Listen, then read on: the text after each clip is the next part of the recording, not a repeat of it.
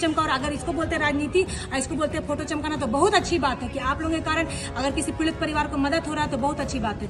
अभी 4 लोग डेथ किया था, आज अभी न्यूज़ यहाँ से सुनने में मिला एक और 5वां डेथ हो गया। अभी एक दीदी और भी बहुत ज़्यादा सीरियस है, तो ये न्यूरो सर्जन है, उनका क्रिटिकल, डॉक्टर से बात हुआ, डॉक्टर अब तब बोल रहे हैं उनको, मतलब इतना सिचुएशन खराब है। इसलिए हम आपके चैनल के माध्यम से ही बोलेंगे, जितने भी लोग हैं आदिवासी समाज के लोग, आपस में मत लड़िए।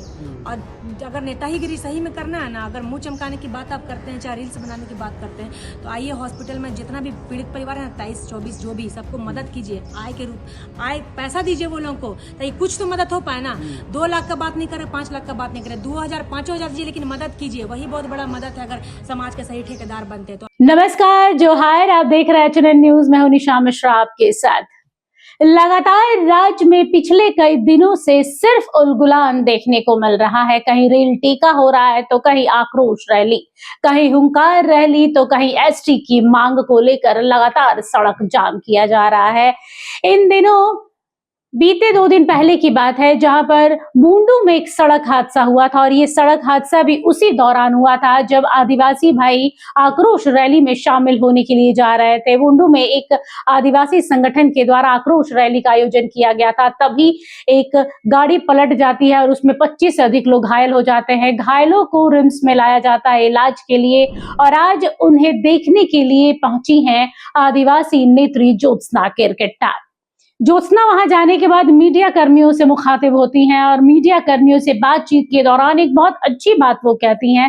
वो कहती है कि आदिवासी संगठन और आदिवासी समाज के भाई बहनों को समझना पड़ेगा कि जब हमारी मंजिल एक है, जब हमें पता है कि हमें एक साथ मिलकर कुर्मियों को एसटी में शामिल नहीं करना है, तो हम अलग अलग जगह पर क्यों रैलियां निकाल रहे हैं, छोटे छोटे संगठनों में मिलकर क्यों अलग अलग तरीके से कर रहे हैं। पूरे के पूरे आदिवासी समाज को एक साथ मिलकर एक छत के नीचे आकर इस तरीके की आक्रोश रैली हो, हुंकार रैली हो, जो भी रैली हो, आप एक साथ मिलकर निकालें। ऐसे थोड़ी थोड़ी जगहों पर करेंगे तो इस तरीके की घटनाएं आगे भी हो सकती हैं। तो जरूरी है कि हम आदिवासियों में एकता बनाने की, आदिवासी अगर एकता बनाए रखेंगे, एक छत के नीचे एक साथ मिलकर हुंकार रैली निकालेंगे, तो कुर्मियों की मजाल नहीं है कि वो एसटी में शामिल हो सके। इसके अलावा उन्होंने बहुत कुछ कहा है और ये भी कहा है कि आदिवासी समाज से उन्होंने एक दरख्वास्त की है कि भाई आगे आइए और आदिवासी समाज के लोगों की मदद कीजिए। खासतौर पर ये जो 25 लोग घायल पड़े हैं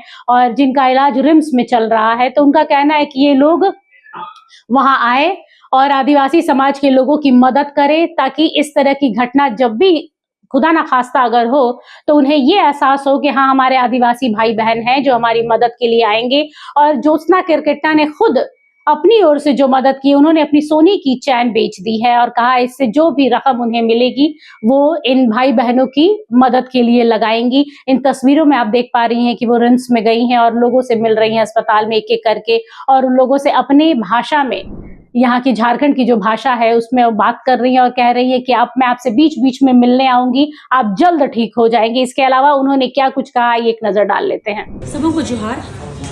बुंडू में जो 30 तारीख को जो घटना घटी है, हमारे आदिवासी समुदाय के भाइयों को गाड़ी में एक्सीडेंट हो गया है, और वो एक्सीडेंट में जितने भी लोग जब एडमिट हुए थे रिम्स में उसी दिन, और मैं 30 तारीख के दिन रांची में थी नहीं, मैं लातेहार प्रोग्राम में गई थी, तो वापस गुमला होते हुए रांची लौट रही थी। और जब मुझे इसकी जानकारी हुई तो सभी लोगों ने ट्रोल करने लगा कि ज्योत्सना अभी तक क्यों नहीं पहुंची है, ज्योत्सना समाज की नेतागिरी करती है, अगवागिरी करती है, और ये क्या बोलते हैं, मुंह चमकाने आती है, और इतना झारखंड में आग लगाने का काम किए, इसी की वजह से ऐसे एक्सीडेंट हुआ है। मेरे वजह से क्यों एक्सीडेंट होगा भाई, हम लोग तो समाज को जगाने का काम किए।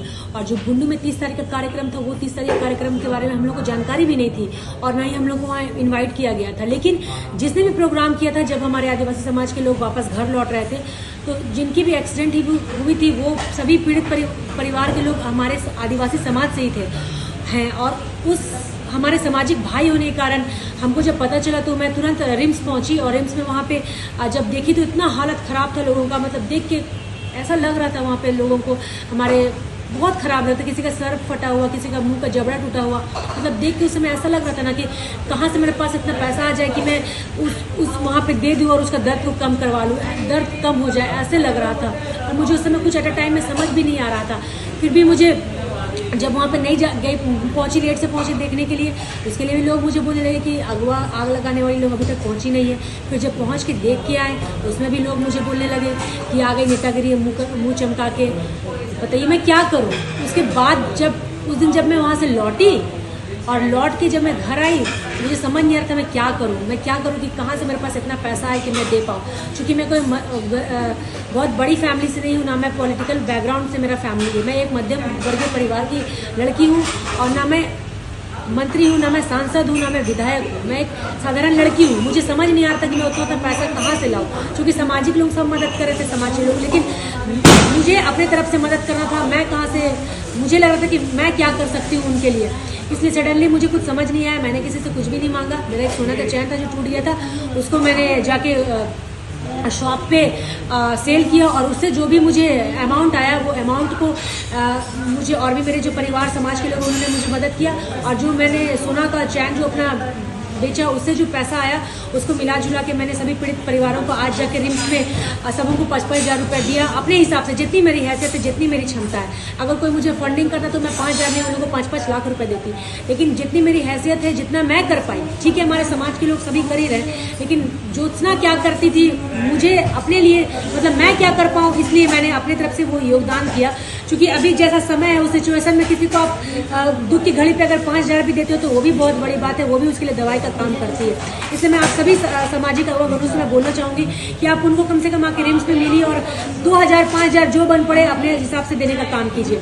अभी मैं वहां से, मुझे बोलने लगा कि खाली फोटो खिंचा के आ गई, मुंह चमका के आ गई, तो मैं उन भाइयों को भी बोलूंगी कि आप भी फोटो खिंचाइए, आप भी जाकर राजनीति कीजिए, आप भी मुंह चमकाइए। उस बहाना कम से कम जो आप पीड़ित परिवार है उनको कुछ मुआवजा तो मिलेगा, आपके द्वारा कुछ पैसा तो दिया जाएगा उनको, उससे कुछ लोग ट्रीटमेंट तो करा सकते हैं ना। मैं वो भी बोलूंगी कि आप जो मुंह चमकाने की बात करते हैं और उल्टी सीधी बात करते हैं, गंदी गंदी, जिसके बारे में आप तो खुद भी काम नहीं करोगे, खुद बढ़ोगे नहीं, कोई बढ़ेगा तो उसको जलन करोगे, तो जलते जलते मर जाओगे। आप खुद भी काम नहीं करोगे, ना दूसरों को करने दोगे। अगर कोई युवा बढ़ रहा है तो उसको बढ़ने दीजिए, उसको हाथ मत खींचिए आदि। और जो कुर्मी समुदाय के भी लोग यहाँ कितना गंदा मजाक उड़ा रहे हैं कि अच्छा हुआ कुर्मी के विरोध में गए, बहुत अच्छा हुआ, मर गए लोग, उनको ये बोलना चाहूंगी ऐसे किसी का मजाक उड़ा रहे ना, आपके ऊपर भी वो चीज लौट के आएगा, याद रखेगा। और बहुत बड़ा आदिवासी का हितैषी बन रहे हैं, तो आप एक दिन भी आके देखे यहाँ पे क्या हुआ नहीं हुआ। इतना आदिवासी समाज के भी लोग बहुत बड़ा ठेकेदार बने, घर में बैठ के खाली भाषण देते रहते हैं।